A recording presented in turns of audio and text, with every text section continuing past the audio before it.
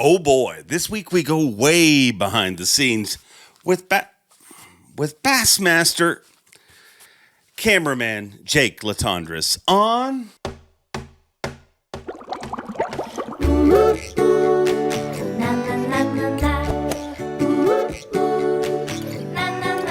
I'm Bob Cobb from the Bassmaster. Welcome to Mercer.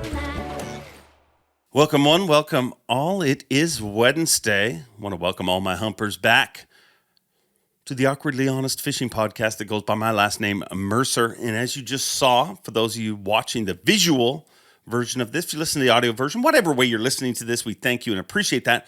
But those of you that are seeing the visual version, you saw you can show up for work. You can be ready to work. You're ready to go. And next thing you know, your hat and your headphones get in a fight and you look like a fool on the interweb. So I'll try to clean this up and get us going here. But this is going to be a fun one, guys. Before I even talk about this show, crazy week for so many people. Snow everywhere. I mean, down south, it's so cute for me being from up north to listen to people from down south when they get snow, because for them it's cute, it's fun, it's majestic and beautiful, because it goes away. So you enjoy it while it's there and you sled on the hills, and you know in a few days it's going to melt anyways. Well, up north we got to deal with it because it's not going to melt, and we got hammered, man. One of the biggest storms I can remember in years, literally. Several feet of snow fell on our head. You know, you start to fall into I'll be honest, like as a Canadian, you lull yourself into a sense of confidence. You're like, hey man, it's middle of January. We haven't been hammered by bad snow. Maybe this is the year that it's not going to happen. Wah, wah, wah. And then you get reminded it's Canada and you're always going to get snowed on. But I hope everybody's safe, made it through. We had people stuck on the highway for 8 to 10 hours. I know all sorts of people in travel situations and everything. So hopefully you got home safe. And if you're in one of those right now and you think nobody cares and you're listening to that podcast, let's everybody just put an air hug out there for that person. We care. No, it's truly, nobody cares about two things in life that nobody cares about. Your travel woes. Like if you call a buddy and tell them you're stranded somewhere, they're like, oh, that's bad, but they don't really care. And fantasy football. That's the other thing. It drives you crazy. But it doesn't matter to most of the world. It matters to you and 11 other people or whatever size your league is.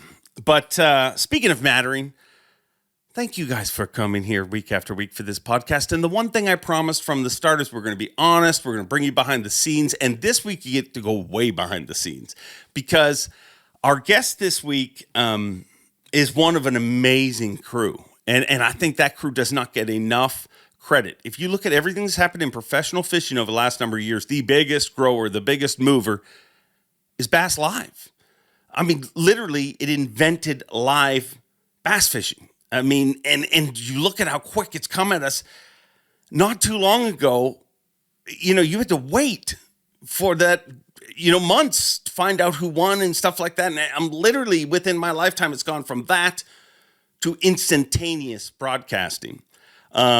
Quite often I'm on the water doing coverage, and the people that I'm friends with will text me from home that are watching it that know more about the tournament because they're watching all the anglers and it's all live and it's all happening. And that happens for one reason and one group of people, and that's the bass camera folks. An incredible team that literally gave us a front row seat to this sport.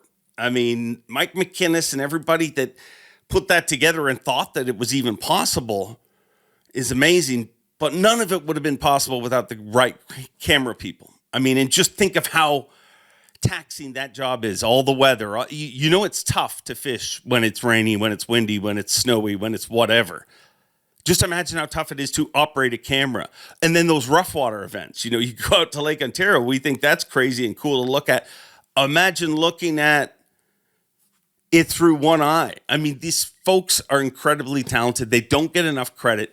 They literally are the behind the scenes. They see it, they hear it, they smell it. They get everything. And I'm happy to say we got one of them here with us this week. And let's welcome him right now, Jake Latendresse. Jake Latendresse, the tenderness. I just found that out. That is that really what your last name Latendresse means? The tenderness? In French, that is exactly what it means. There's a lot of people up in your part of the world with that last name. There's no phone books don't exist anymore, but if they did, you'd see a long list of Latendresses in your area. Yeah, well, this is the first Latendresse we've ever had on this show, and I thank you for doing this. Good holidays, everything good with you on your end. And where exactly are you right now? Right now, I'm at my home in Timnath, Colorado, which is right outside of Fort Collins. It's very cold, very snowy, but the holidays were great. I had a great time with my kids, and yeah, all is well. One of the things that I'm lucky to see that I don't think a lot of people see, the incredible camera crew. And obviously you are just one part of that. And let's not start a war, okay? Because I get in enough trouble from anglers that I don't have on. Now I'm going to have camera people yelling at me. But, man, you guys all have incredible stories. And before we get into your Bassmaster position, tell me about your life, because, I mean, you're an outdoors person, whether it's, I mean, it's amazing when I look through where you've been and what you've done. Well, thank you. My dad raised me in the outdoors. I started hunting and fishing when I was 3 years old, and I actually grew up on Kentucky Lake in West Tennessee.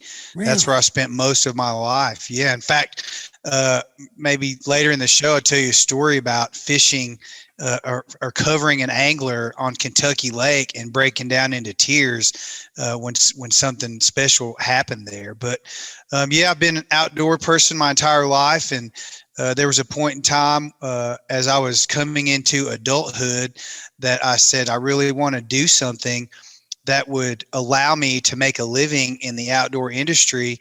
And it just so happens that I was an artist, a painter, and a graphite drawing artist, and that sort of took me into still photography, and then still photography really led me into the video world as the video world started to grow back in the early 90s.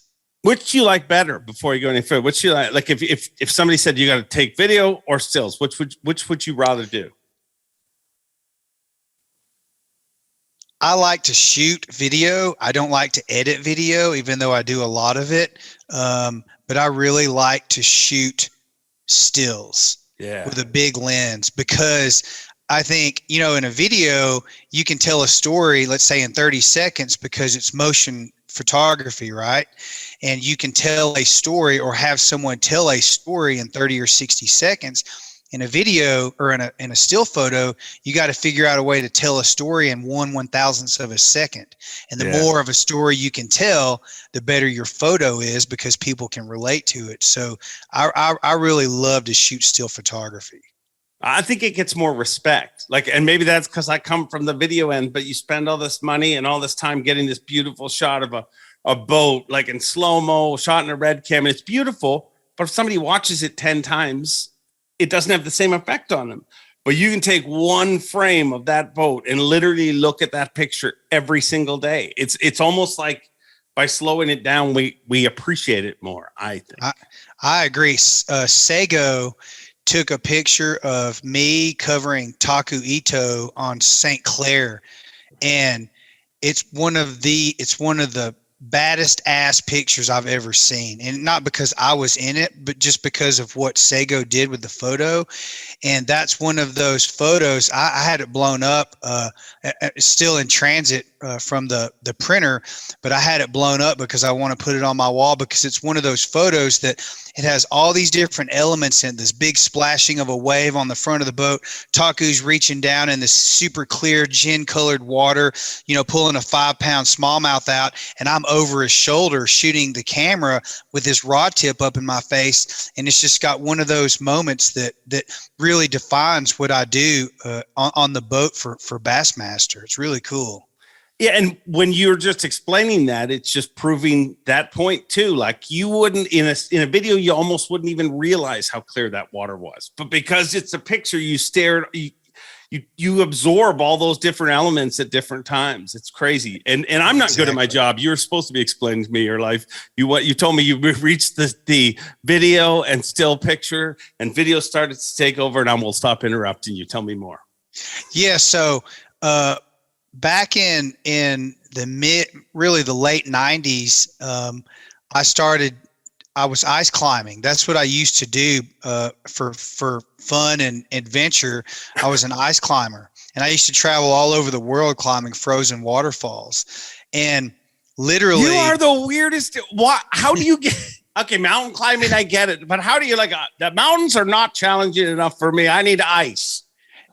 I don't know. It's something physical. There's something creative about ice climbing because you have to figure out the route, and you pick your spots to place your ice axe, and it's vertical, and it's just a huge rush. But getting back to your question, I took a photo. I was up in Alaska, and I took a photo of Mount Hunter, which is in the three big mountain groups around Denali. There's Mount McKinley, Mount Forker, and Mount Hunter. And we were just got through climbing Mount Forker, and we were skiing back across the glacier to catch our flight out on a float plane or a plane on skids. And I took this photo, and one of my friends who was already a professional in the ice climbing world told me that he thought it was a really good photo. So I sent it to some different publications, and about 6 months later, a guy came in and threw the magazine down on the bar, actually, where I was, and it made the cover of the North Face catalog, which was in 1999. And that was really a turning point for me, because that was at the time before digital photography. That was all color slide and analog. And before digital photography came out, the North Face cover was like being on National Geographic. Yeah. And it was a total fluke accident, had no connections in the professional photography world. They just happened to like it enough to where they put it on there. And I immediately got mad because they didn't notify me that they had used my photo. There was no check. There was no connectivity, nothing. So I went to a payphone, if anyone knows what that is anymore, went to a payphone and called the North Face, because the number of the editor would be in the inside front cover. Yeah. So I called the North Face in California, and I said, I want to speak to the photo editor. She got on the phone and she said, Jake, before you say anything, I just want you to know you sent us these slides and you didn't send us a contact information. And we loved your photo so much, we went ahead and put it on there knowing you would contact us. So here's what we're going to do. So they sent me a big fat check, a big box full of North Face apparel, and that gave me the confidence. I actually used that money to upgrade my camera, and that gave me the confidence to continue shooting content for the adventure world. And eventually I just sort of transitioned into hunting and fishing, because that's really what I love to do. That's so close to not working out, though. Like, that's all that's going through my mind is how many meetings they must have had and said, well, we don't even know this guy that took the picture. What if you know what I mean? Like, I'm sure they had every reason not to put it on there, but like, who is this? Who is this guy? And so, yeah, that's, I never thought about it that way. That's exactly right. It was on the thin razor's edge of being unsuccessful because of that reason, for sure. So you have literally traveled all around the world at this point, I imagine. 49 countries I've been to, shooting photos and shooting video for various private clients or brands or whatever it is. I've been very, very fortunate in that sense to be able to travel the world. Yeah. What's the craziest place you've ever been? What's the place in your list where you sat there and was like, am I really here? Yeah. Uganda and East Africa and Pakistan were the two places that I've been that was like, wow. First and foremost, they weren't at all what I thought they were going to be, either country. And secondly, both countries were still wild and old, like way old school, and it was like traveling back in a time capsule to both countries, and both one being in Africa and one being in Central Asia. You know, they're two very different cultures and worlds, but just being there was surreal. That's so why do you, okay, like how do you go from that to Bassmaster? Because if I, like, I'll tell you how I explain your job at Bassmaster to the guys who shoot our show. You know, we've obviously over the years talked about, oh, if you ever shot this, and I'm like, it's the worst job. You guys don't want it. It's like doing this, except the pro doesn't really care. I mean, the pro's focused on winning, and you just got to kind of keep up when you're shooting a show. So how did you find to go from traveling all around the world shooting this stuff? Why do you shoot bass? I would think that to a shooter, that is it a bigger challenge, or what? Yeah, why? This comes full circle, because what happened was back in 2003 is when I really started shooting video for outdoor television. Okay. And I met Shannon Nardi in the waterfowl world, because she and her dad had started a show called Water Dog TV, and it was all about retrievers. And I love dogs, first of all, and I love retrievers even more so. And so I had been telling a story about my dog on her pre social media, her chat room on Water Dog TV, because I loved her TV show so much. And I had a Chesapeake Bay retriever at the time, and she decided to come shoot a feature about my dog for her show. So when they came to Western Nebraska, where my hunting club is, we just started talking about camera work, and then I started shooting video for her TV show. And because she's the daughter of Jerry McInnes, she was telling Mike McInnes, our producer and our director, about me, and she was telling Wes Miller, my boss in the camera trailer, about me. And it took me like 3 or 4 years to even crack the code at Bassmaster, because at the time there were Rick and Brian Mason, Wes Miller, Kerry Barrett. It was just like a skeleton crew of 5 or 6 people, because there was no live back then. And that was actually this will be my 11th season coming up in 2022. So finally, there was, I forget what happened. They were just wanted to expand their frames or camera crew on the water. So they finally gave me a shot. And my very first event and my very first angler was Ott Defoe on Douglas Reservoir, his home lake, basically. Yeah. And that's when they were long lining bass in like 40 feet of water. And that was my very first event and my very first coverage. And he almost won. I think Jeremy Stark won that event. And that was my introduction into the Bassmaster world. And I loved it. I just thought it was the coolest thing ever. And having grown up on Kentucky Lake and bass fishing, my whole life, it's my favorite job I've ever had in the whole world. It's really cool. So, but I would think as a shooter, you would look at a lot of that stuff as negative. You know what I mean? Like, this guy's not working with me at all. Like when we're shooting a show, our crew's forever. Like, you got to go this direction because the sun and what. I mean, Ott doesn't care. I mean, he's a very caring bird, but ultimately his job's to catch fish. Do you look at that as more of a challenge, or how do you look at that? I would say a challenge, because it's like, when you walk into a room, and like if you're a kid person, you like children, you walk into a room full of adults, and it's kind of awkward because you don't know anyone, and you kind of gravitate towards the kid, and the kid just kind of gives you the cold shoulder because they're scared of you because they don't know you.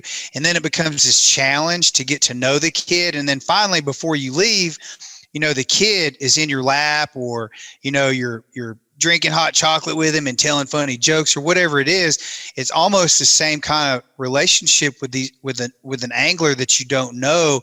If they don't care and they're just so focused on fishing, then it's almost a challenge for me to bring something out of them so that it exposes their true colors on camera in a positive light. So yeah, there's definitely a challenge there.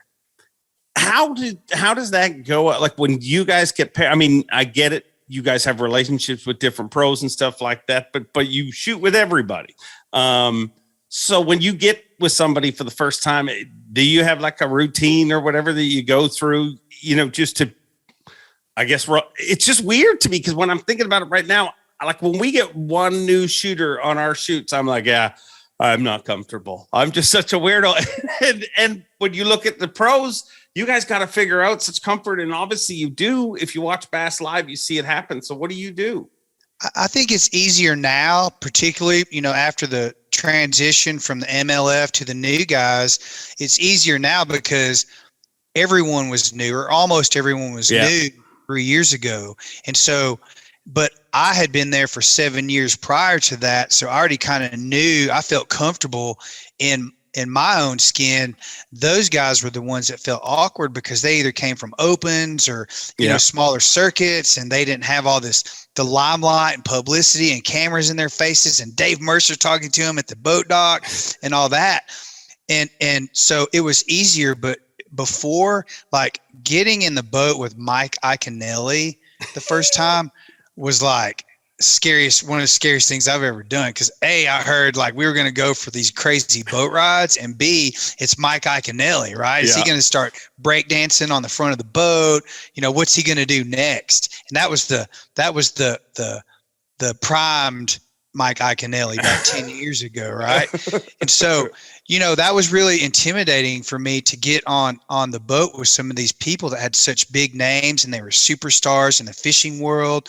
But eventually it just got easier. And I'll be honest with you, I never covered KVD in a Bassmaster event because Wes or Kafka or someone had priority and seniority over me. So they always got in his boat first. But I've done some private work for KVD, and being around him, such a giant superstar in bass fishing, made me realize they all put their pants on the same way, going and having some beers with KVD and eating dinner with him at night and hanging out in the hotel. It helped me a lot, like feel more comfortable around any of them, to be honest with you. One of the coolest things for me to watch from the outside is you guys in your relationships, because you really do become invested in it. The person you shoot with that week, it really and it's almost, I kind of equate it to like anybody that's run a marathon or competed in, you don't feel like you did it yourself. Like you feel like anybody else that was there that day for the rest of your life, there's a connection to them, but it almost feels like that with the camera guys at times. Yeah, I mean, the relationship is really dynamic, especially, if you're not a new cameraman and you're in a boat with someone that's comfortable with a camera, right?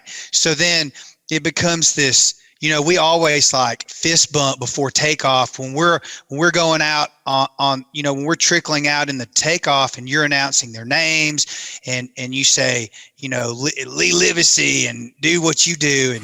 And before he hits the throttle at the end of the idle zone, we always fist bump and go, I always hit him on the shoulder and go, come on, man, let's get this. This is your day. Let's win. And it starts the energy off in the right direction. And I think throughout the day, some days go bad, or a lot of days go bad where the fish left, or, his pattern isn't working all of a sudden. And then 4 hours into the morning, they start to lose their mojo, and I get quiet when things suck. I get quiet because I don't know whether to say something. Yeah. I don't want to disturb their mental train of thought, or if I just need to be quiet and let them think about and try to figure this out. And a lot of times we may not say 100 words to each other all day long. And then there's other days where a guy rolls up to a spot, like Brandon Cobb one time on Lake Fork. He rolled up to a spot and moved and pushed the shad into this point. And first cast, he caught like an 8-pounder or some crazy. And then all of a sudden it's like, dude, this is on like Donkey Kong, and the energy's there. And so, I'm listening to my director, Mike McInnes, on headset, and I can feel their energy. I can hear Zona and Tommy Sanders and you, Ronnie Moore in the background, or Such, and I hear these things going on, and it sort of, leads into prodding the angler so that we get more out of it than just casting a bait and setting the hook on a big fish. And I think that's one of the things you guys don't get credit for. I mean, you really, like, there's camera guys, but you guys are producers, basically, Field producers. When you're out there, I mean, we hear all these great things, and I think live is showing a little more of it. Like in the past, when it's just the Ed did show, you'd just hear an angler go off on some rampage about something, and you'd be like, wow, that was really good stuff. But there was somebody who led that angler down that trail. I think we see a little bit more of it now, but that relationship, I mean, I'm sure that's probably one of the most important parts of the job. I truly believe, this is from the bottom of my heart, and I say this with all respect to everyone involved, that all the camera guys, that it's our responsibility, because these anglers only get so much camera time. I mean, you've got certain ones that are constantly doing well. They're in the top 10 all the time, and they're going to get more coverage. But a lot of these guys don't get that many shots at it. And it's our responsibility to not only make them look good, but to capture just one fleeting moment that they have, I'm trying to think of, I'll think of someone in a second, but it's our responsibility. If they land a big fish or something special happens and it's only once, if you miss it, then in my opinion, you failed. You failed not only for yourself, but you failed for Bassmaster, and you failed most importantly for that angler, because that was so important to that person. And I feel like that's the mentality and the mindset that I have every morning before I get into a boat. I think it's funny. I think that's like a team-wide environment. Like, you know what I mean? Like, cause when you're explaining that, I feel the exact same. Like I feel like I say a lot of words that don't matter, but there's a few of them that really matter. And you better get those ones right. And you know what I mean? Like, to me, it's, if I screw up something at that moment, I'm inconsolable. But I also think we're also people that work. I mean, because you see how those little moments become things, like, with Takumi, like, so many of those little moments have literally become taglines, that people that never saw that moment now know those sayings and things like that, because it started at that moment.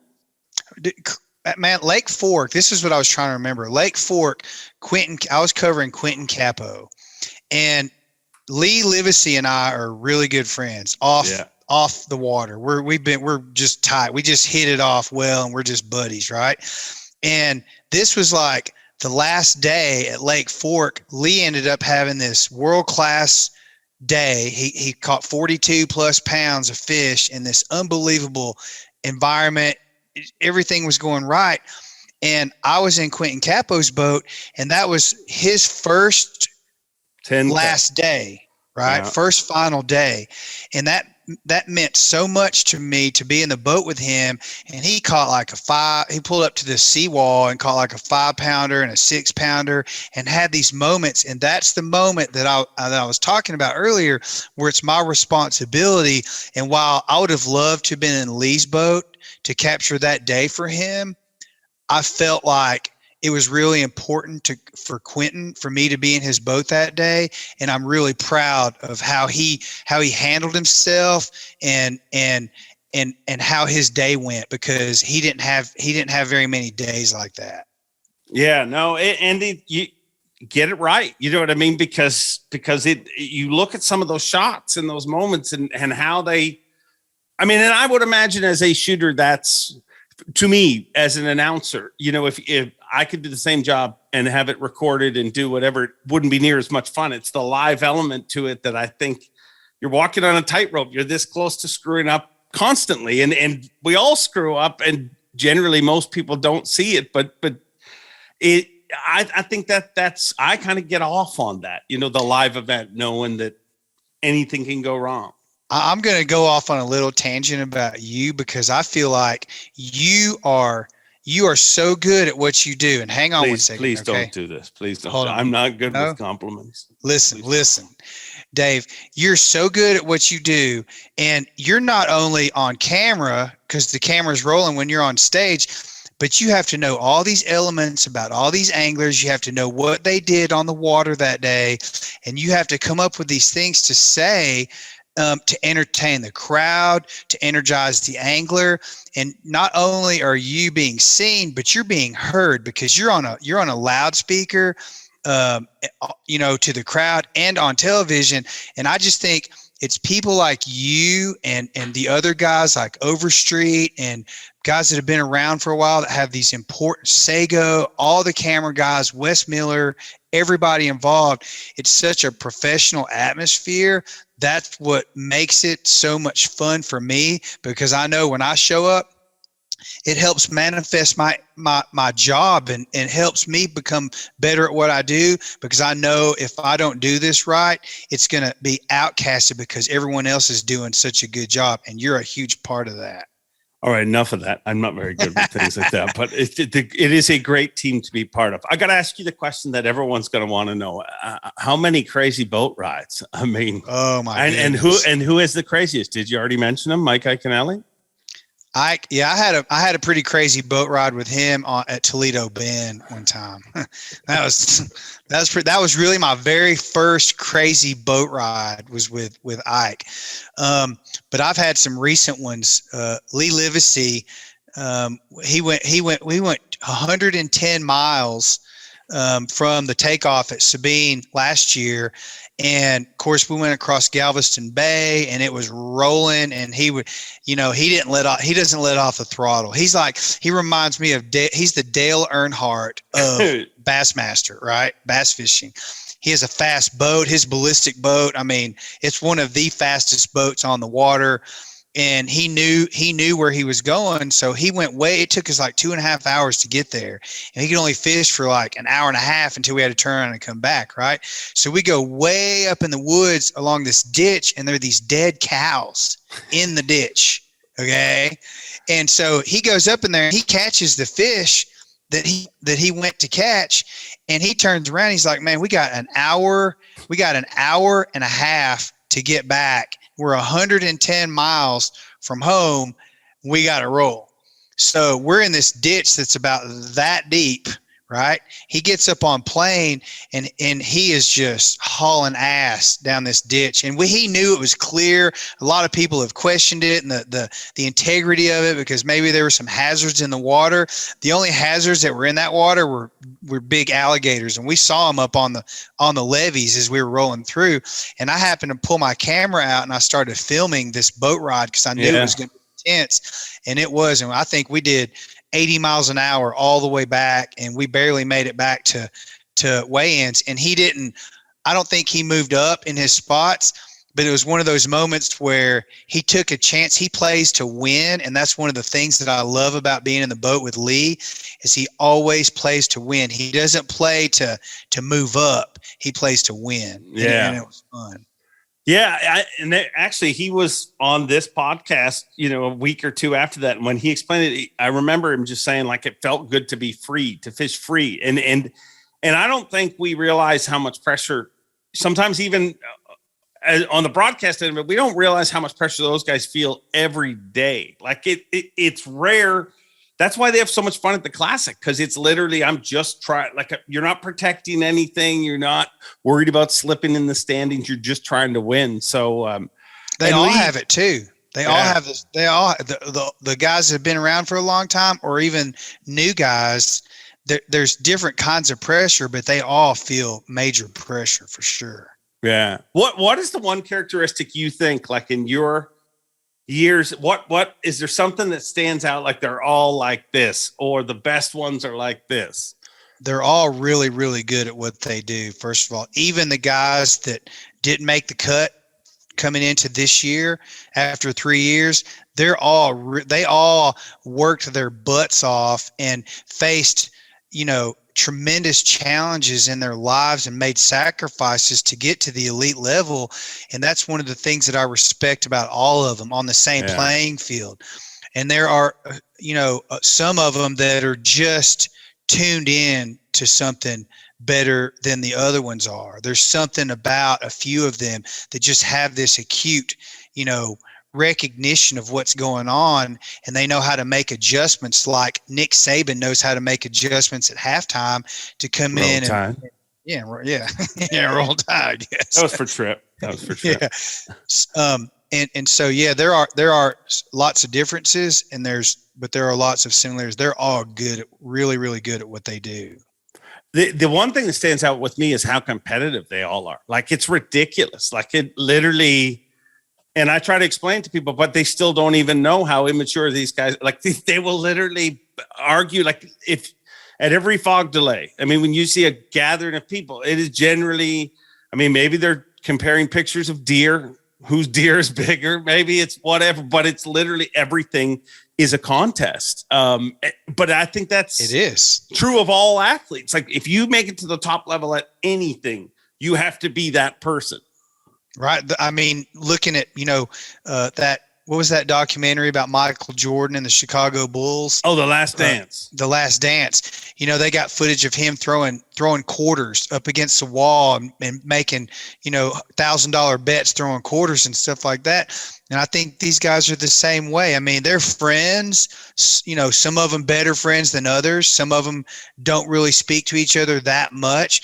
But they're even the best of friends. I mean, I've seen Corey Johnson and Lee Livesey end up in the same pocket and having jokingly in positive light, having locker room words with each other.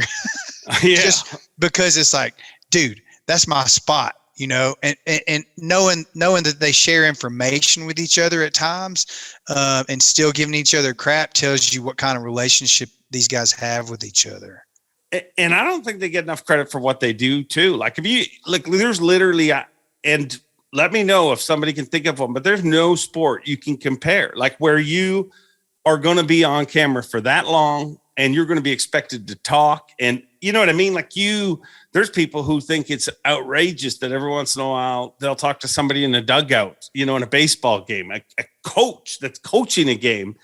We talk to the guy while they're fishing, and they have to deliver so much more than most athletes, really. I think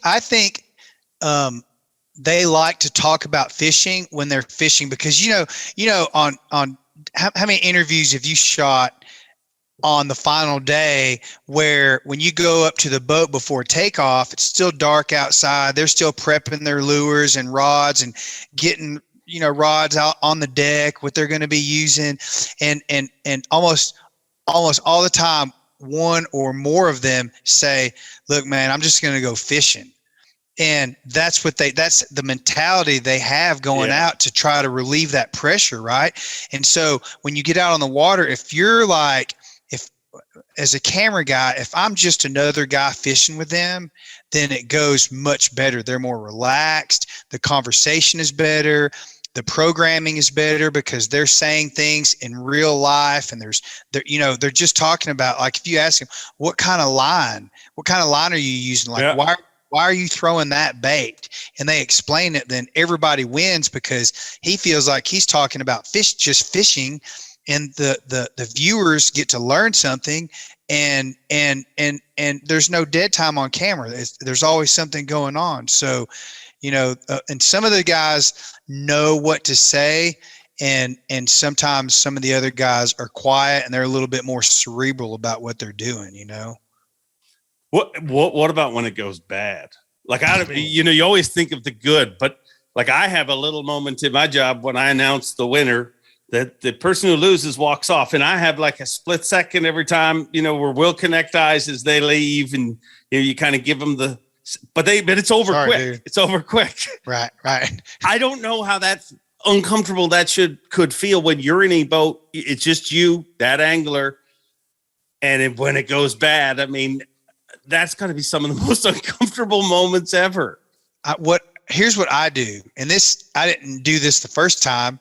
It took me like 5 or 6 years to feel comfortable enough to do this, but I keep them going. Even if there's 1 hour left in the day, I'm like, dude, I watched Jason Christie catch 14 pounds in 30 minutes one time. Don't give up. Just keep going.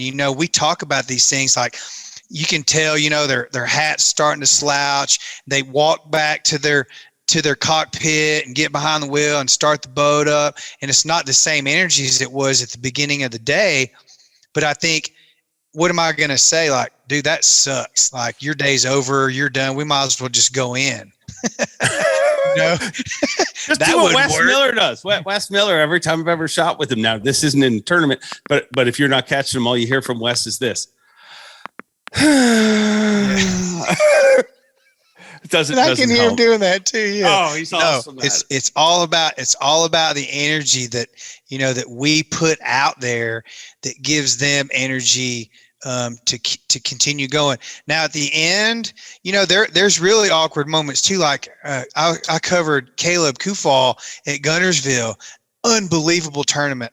And not to take anything away from Caleb, but he's not really a big name in the bass fishing world, right? To the anglers, they know him. And he's not a personality that puts himself out there that much. Yeah, which he'd say, right? Better said, correct. And so he has this unbelievable, end-to-end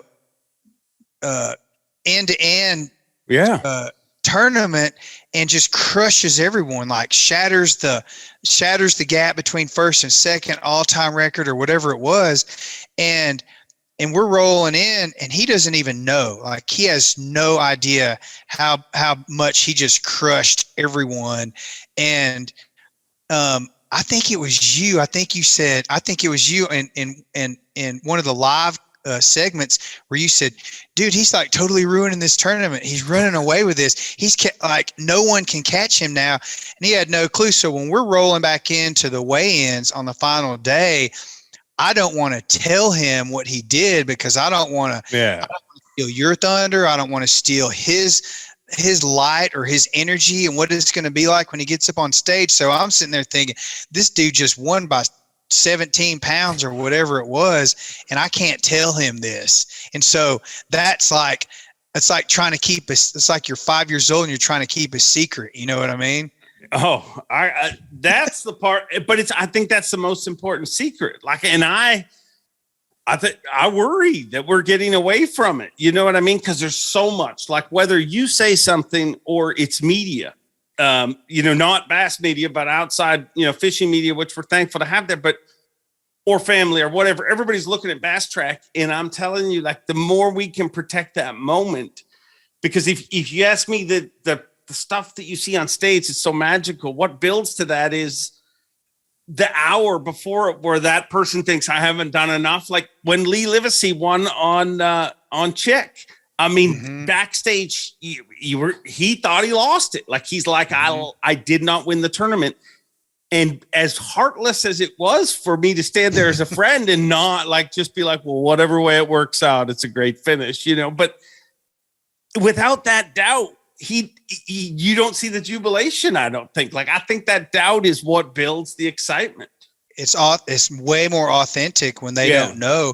And the tears, actually, let me go back. I covered Lee days 3 and 4 at Chick. Yeah. And Bass Track was so close when he came in.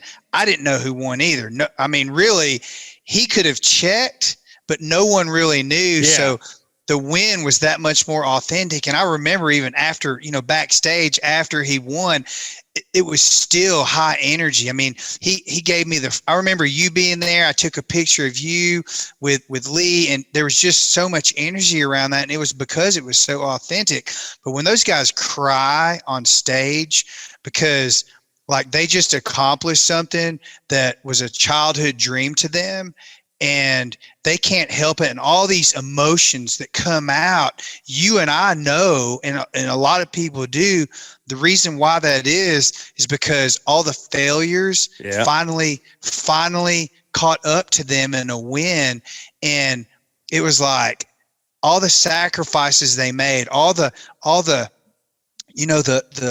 worries of living in the back of their truck and not having enough gas money to get to the next tournament and trying to figure out how they're going to do all this stuff. All that comes out because because it's so authentic and they work so hard. Bill Lowen winning at Pickwick was one of those times that was just so magical. 15 years of being a pro angler and getting really close, and it finally just exploding at Pickwick was unbelievable.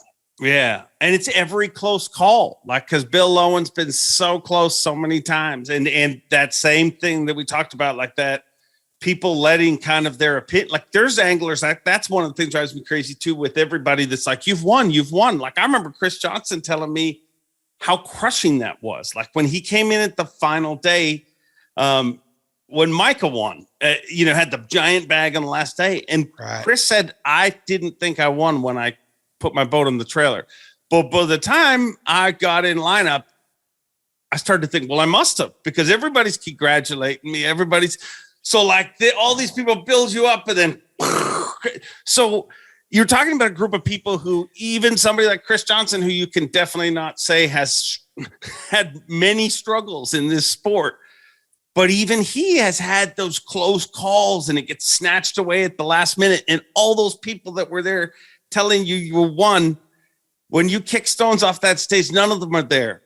none of them, and you're by yourself, right? And I think it's just a release you see. Like it is a really, and I think it's honestly gotten more cool over the last few years. And not, that's not a slight on the guys before, but I just think it's natural. Like the firsts and the first, whether it be somebody's first shot at a Sunday or somebody's first win, it's just so many firsts now that the new guys are on the circuit. There's so many firsts. There's more to it. And now, and those guys, the new guys, don't take any of that for granted. I want to tell you a quick story about like this year's classic at Hartwell.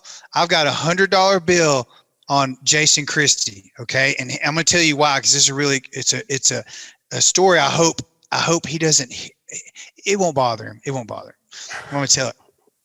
I was in his boat. You'll find out. I was on his boat the last day at the last classic we had at Hartwell when he had a 6-pound lead. I was covering him day 3 and day 4. Okay. And it probably will forever be one of the hardest days I've ever had on the water.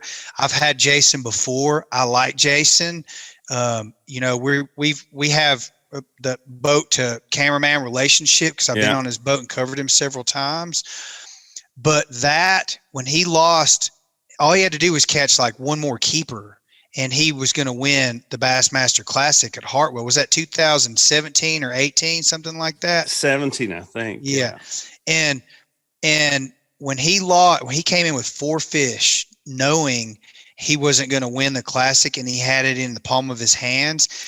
And that was the first year that they stuck the camera guys in the vehicle from the boat ramp to the auditorium. And that's a 45-minute drive. And so I'm in the truck with Jason, and I've got this camera in his face, and I had to pull the camera and say, Jason, I'm really sorry. I have to do this. Okay. I really, really sorry. He's like, no, whatever. Jason, he's just leaned up against, he's so quiet and subdued and chill. And he was, but that was one of the most awkward moments and rides I've ever had with an angler because of what was at stake and what had been lost and who it was, where it was, and how it all went down. And so I've got my money on Jason Christie this year at Hartwell because I know there's going to be a lot more to that than just a regular Bassmaster Classic for him. Yeah, I mean, that's the reason he's back. I mean, honestly, that event. I mean, that's and it's funny because me and him had a talk at the Nashville or the Knoxville Classic. That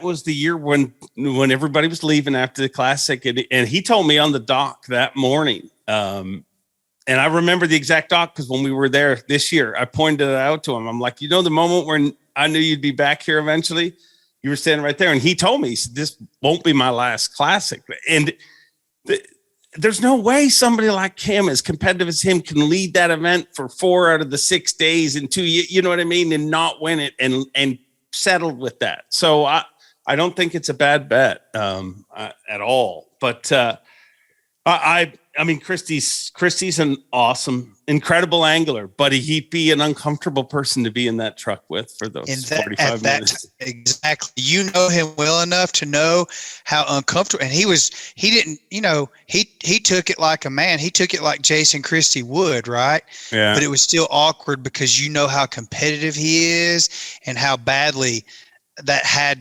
to feel for him. So anyway, I got my money on Jason Christie this year. Yeah, I'd like him to win too, because one of my most embarrassing moments ever on stage where I felt like, ooh, you just really screwed up, was with Christie. And it was I don't know if it was that year. Was that the year where we had the stage in the round? But basically, we just did it this past year again, but we had done it a few years drive before. Around. Mm-hmm. Yeah, and so when you're the MC, that's the worst stage design ever, because you've got camera people everywhere for media, and they're all week yelling at you like you're in my shot or whatever. So I had found that the one ramp that I can go to get out of the shot, because that's why I run around so much in the stage just to get out of the shot, was the back ramp. So Christy, Jordan Lee wins, takes it, and I go back on the back ramp, and in my stupid diva whatever crap, I don't know what happens when I go on stage, but the bigger the moment, the more wrestling it becomes. But I'm back there and I'm down on my knees, literally down on my knees, leaning back, going, unbelievable. I'm screaming this. And while I'm down there, I see this leg step over me and say, I got to get through here. And it was Christy trying to get off the stage. And I just was like, I feel like I'm sorry. But I mean, Christy is a great person, and he gets it. It was a very awkward moment. It was very, very. You think Jason Christie's intimidating? Wait till his crotch is right above your head, and you're screaming, "Unbelievable!" For someone else. Exactly. Oh man. Then there's the opposite, Taku Ito at like St. Lawrence last year. I mean, what a day and what a moment that was for someone like Taku. And when he started crying, you knew even more so, maybe not more so, but I mean, people like Takahiro Omori, Taku Ito, they give up their families and their lives to move across the ocean, across the Pacific Ocean, to come and chase a dream, a childhood dream. And for Taku to come in, and he didn't know that he won. I knew he won. I texted Zona on our boat ride in from Lake Ontario. I said, dude, I'm telling you, this guy's got a lot of weight. I think he's about to win this tournament. I felt like he was going to, but no one really knew, including Taku. And he's so humble and so gentle and so, cuddly that moment was insane. That was an incredible win. Yeah, and when it was happening, it felt incredible to me. But I don't think any of us there at the event could even fathom how special it was. And like when I left there, the amount of people that were reaching out to me, and like he made an entire industry fall in love with him. And I use him as an example all the time, because people are. Everybody thinks, I got to be Gerald Swindle on the stage, because he obviously does an incredible job. And not everybody is Gerald Swindle. And if you look at Takumi, I mean, he literally, the only reason, like he has every reason for it not to work for him. He has a language barrier and all sorts of reasons for it not to work. But the only reason it all works is because he's just honest. Like he literally. Exactly. Like when he wins, he's like, I don't know if it's a North American thing or whatever, but all of a sudden people win and they have to act like cool. But he is really like, I can't believe I won. And that's, people fall in love with that. Like, I mean, I think all of those things, but tell me about On the Water. On the Water, and you've got Mike McInnes in your ear, you're hearing everybody, and there's little moments that come out like Taco Time, Small Mouth Disneyland, and things like that.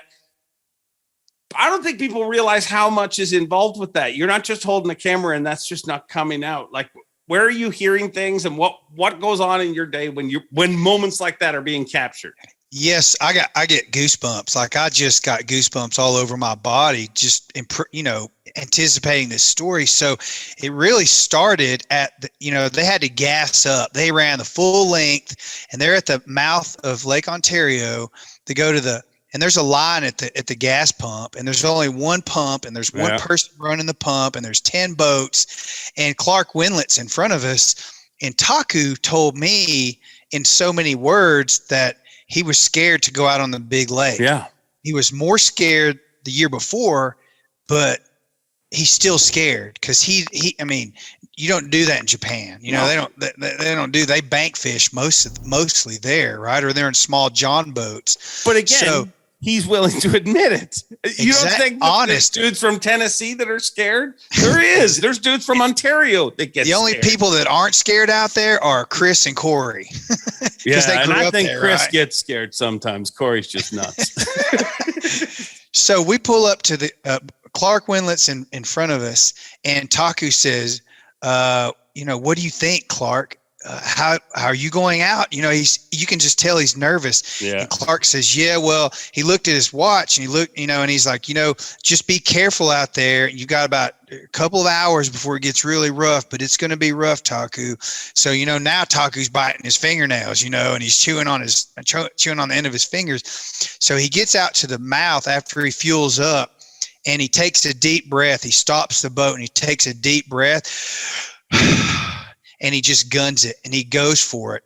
And we get out to his first spot, and he's confused because it's showing his depth finder, his graph is showing 13 feet, and he's supposed to be in 22 feet of water.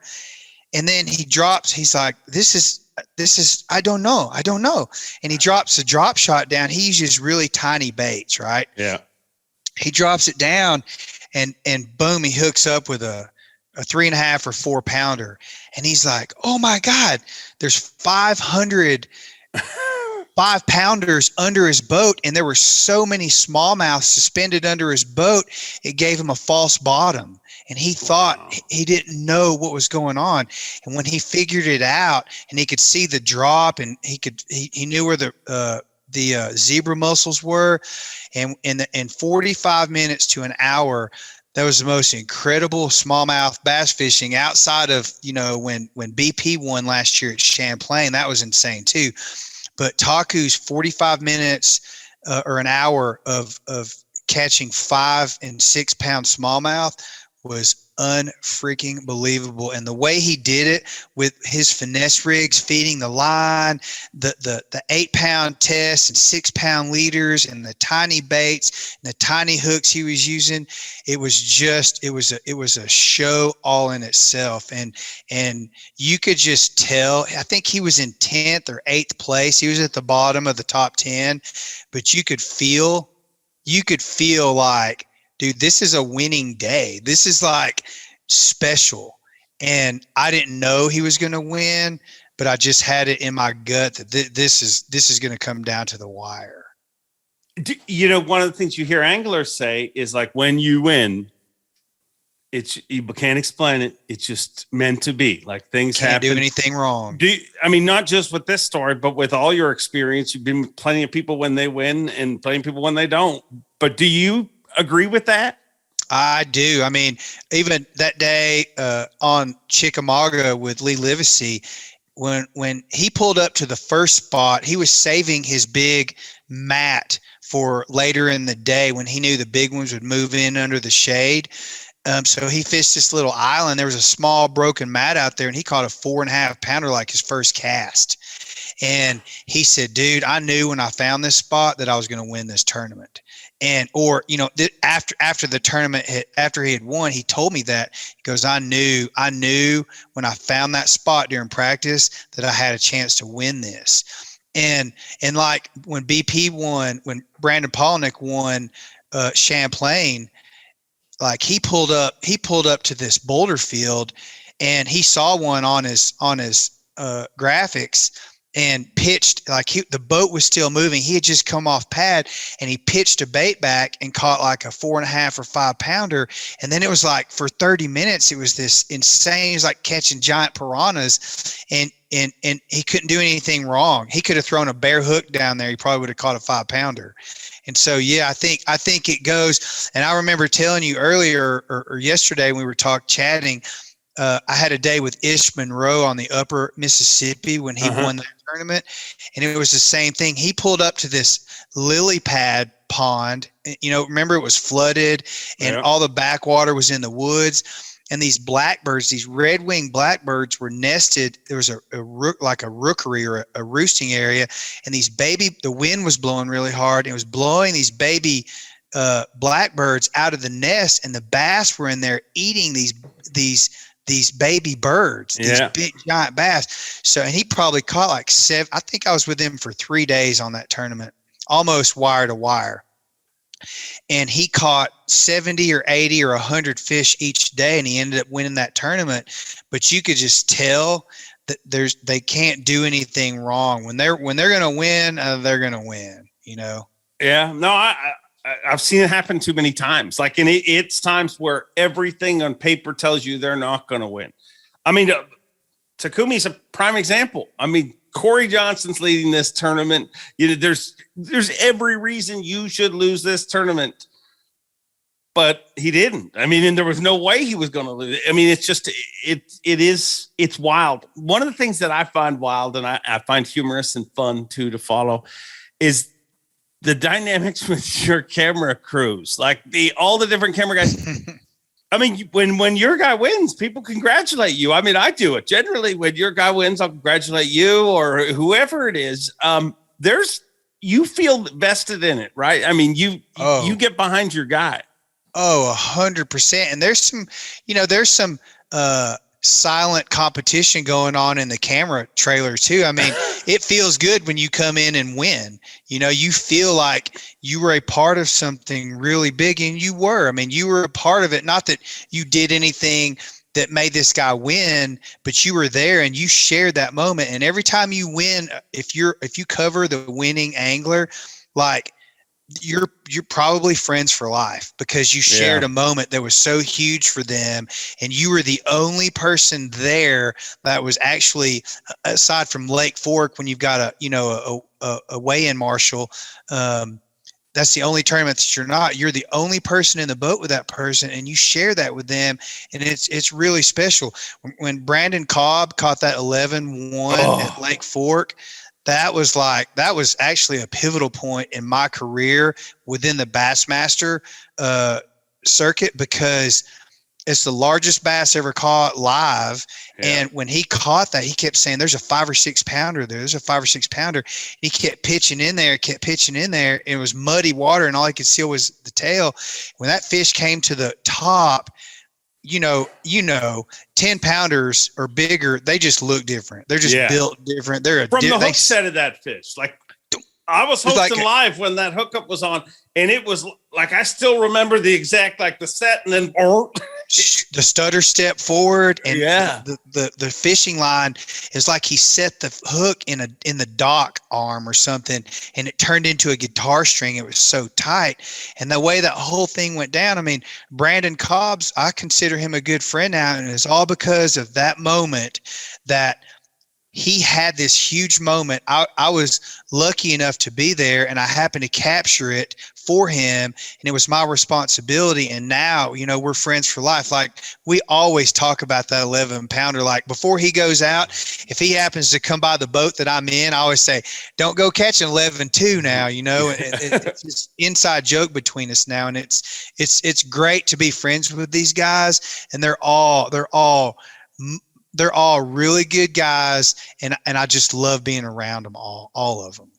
Yeah, no, it's a great crew to be part of, and that's what I found the hard when I missed those few events this year. Like, I was cool with taking the weekend off work. I'm like anybody, but I'm like, I'm not there. You know what I mean? It was just so weird to be covering, like, to be watching this all, and it gave me kind of an idea of like what it must feel like for players and stuff when you don't get access to all this stuff you used to see, and it's just a weird place, but I think that camaraderie that goes amongst all of us, like, and I think it has to happen because we spend so much time on the road.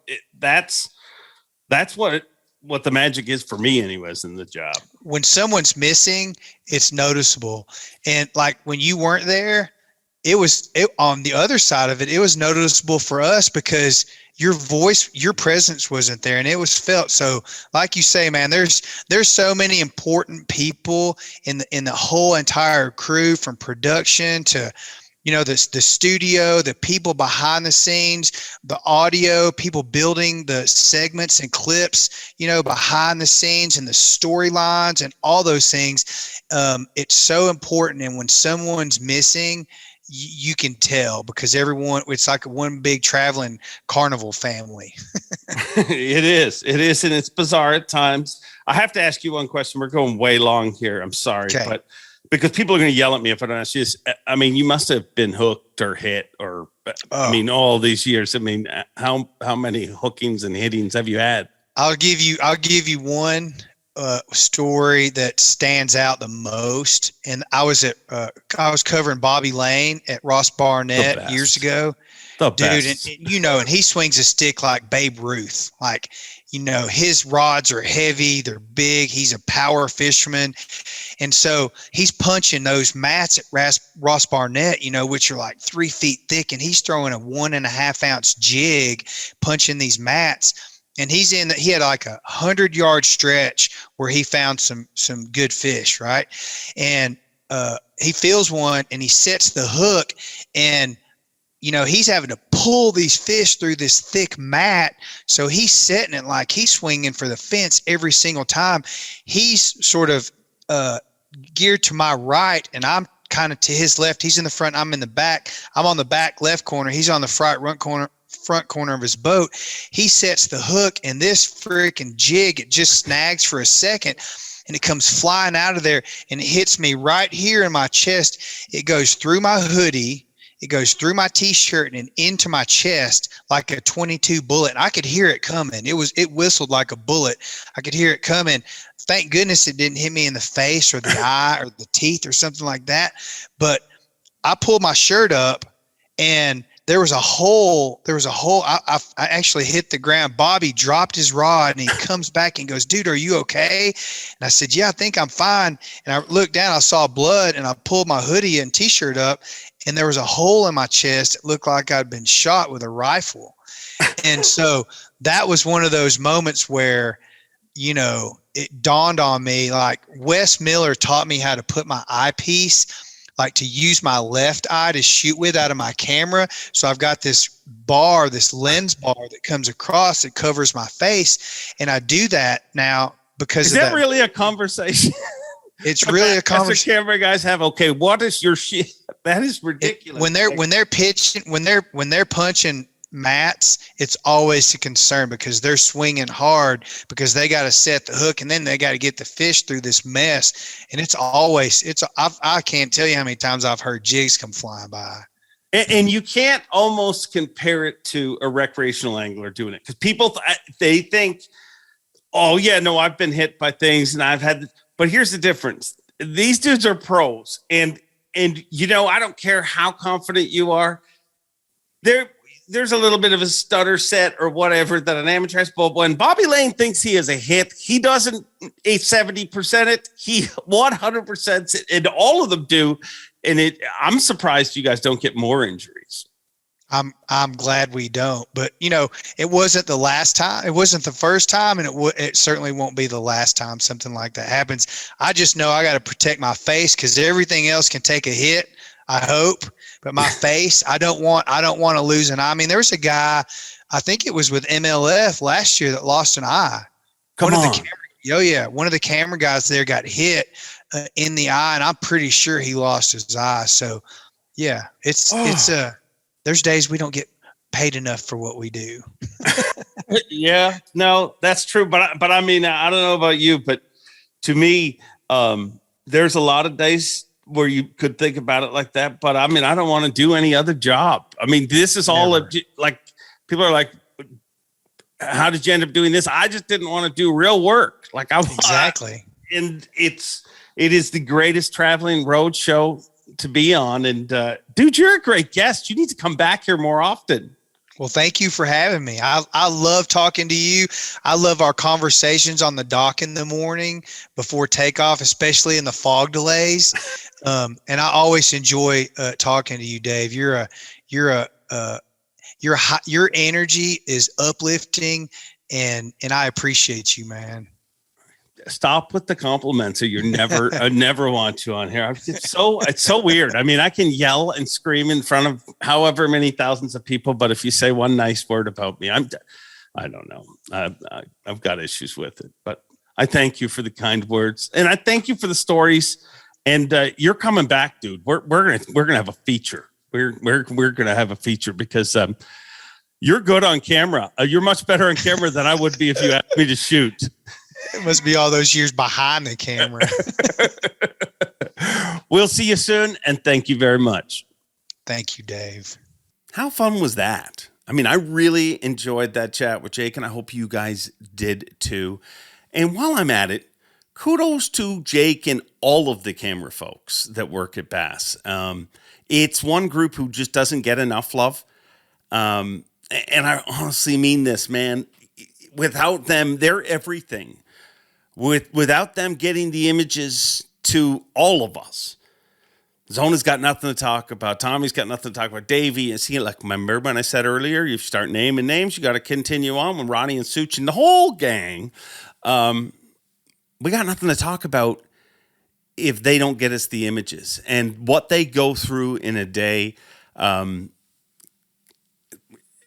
Cannot be overshadowed. And I mean, they just don't get enough credit for it. So next time you're at a Bassmaster event, and you see one of those camera folks that usually have a camera on one side, bag on the other, they're lugging off the boat. The tournament's done, so they can go and shoot the way in. I mean, what they do and what they deliver week after week is awesome. So if you're at a Bassmaster event and you see a camera folks, make sure you go up to them and say thanks for making Bass what it is. And thank you for making this show what it is. And one thing that I think you have learned already, folks, is you never know who's going to be on this show. We have different guests week after week, and some of them you've met before, some of them you've never seen before. But that's kind of the hope with this, is just to get behind the scenes and inside the minds and mouths. No, inside the mouth sounds wrong, but inside the minds of the amazing folks that are obsessed with this sport of fishing. And I thank you guys for being obsessed enough to tune in week after week to listen to some talking heads. But let me know down below who you'd like to see on the show in the future. And hey, while we're at it, let me know how much snow you got at your house. I want a weather report roll call. In the comments, I need to know how much snow you got or didn't get, what this past week has been like, and who you want to see in the show. And that's it. That's all. We've gone long this week, but I hope you enjoyed it. And we'll see you next week. Enjoy being. Thanks for watching. Please like, comment, and subscribe, because Bob Cobb of the Bassmasters told you to. You hear?